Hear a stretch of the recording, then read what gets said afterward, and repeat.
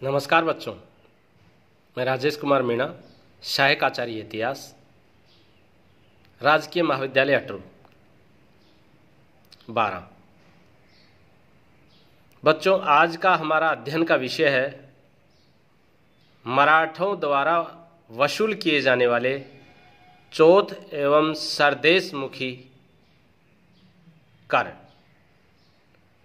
कभी कभी पूछा जाता है चौथ क्या है, सरदेशमुखी क्या है, अलग अलग भी पूछ लेते हैं और दोनों भी एक साथ पूछ लेते हैं, चौथ व सरदेशमुखी क्या है। सरदेशमुखी से आप क्या समझते हैं, इसके बारे में विस्तार से चर्चा करेंगे। मराठा जो शक्ति थी उसके द्वारा वसूल किए जाने वाले ये दो महत्वपूर्ण कर थे, पहला चौथ और दूसरा सरदेशमुखी। चौथ राजस्व की आय का 1/4 वसूल किया जाता था और सरदेशमुखी आय का 1/10 वसूल किया जाता था।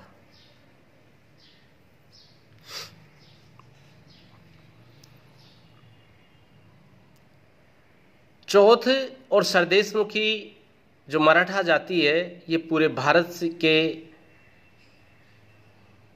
अंदर से वसूल करती थी। पूरे भारत के जो शासक थे या भारत में जो भी शक्तियां थी उनसे वसूल करते थे। पहले चौथ के बारे में जानेंगे। चौथ क्या है? किसी क्षेत्र पर लगाया जाने वाला वह कर जो वहां की राजस्व आय का चौथाई अंश होता था, 1/4। सेना नायक यह कहकर उन क्षेत्रों में इस कर को थोपते थे जिन्हें वे कुचलने व रौंदने में सक्षम थे, परंतु उन्हें सीधे अपने शासन के अंतर्गत नहीं रखना चाहते थे। चौथ की वसूली सबसे पहले रामनगर के राजा ने दमन में पुर्तगाली प्रजा से की थी। शिवाजी ने इसे अपने राज्य के राजस्व का प्रमुख साधन बना दिया था। चौथ को राजस्व का प्रमुख साधन बना दिया था। उन्होंने इसकी वसूली 1670 ईस्वी में खान देश से की थी, जो उस समय मुगल साम्राज्य के अंतर्गत था। इसके बाद यह उनकी वित्तीय आय का नियमित स्रोत बन गया। इस परंपरा को शिवाजी के उत्तराधिकारियों ने भी कायम रखा।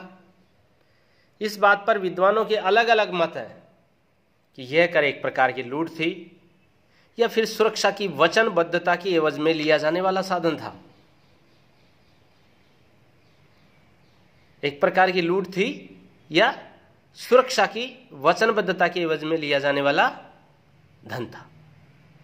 व्यवहार में यह कर एक प्रकार की बलात् सैनिक वसूली थी, यानी जबरदस्ती सैनिक वसूली। इतिहासकार सरदेसाई के अनुसार चौथ विजित प्रदेशों से ली जाती थी और इसके बदले में उन्हें शिवाजी के द्वारा सुरक्षा का पूर्ण आश्वासन दिया जाता था।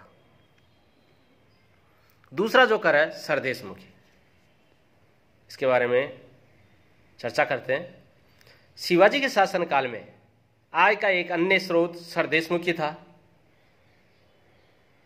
शिवाजी का कहना था कि देश के वंशानुगत सरदेशमुख होने के नाते और लोगों के हितों की रक्षा के बदले उन्हें सरदेशमुखी लेने का अधिकार है। सरदेशमुखी आय का 1/10वां भाग होता था।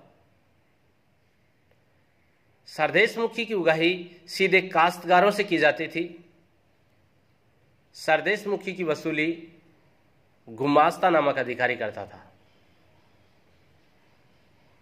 वसूली के कागजात पर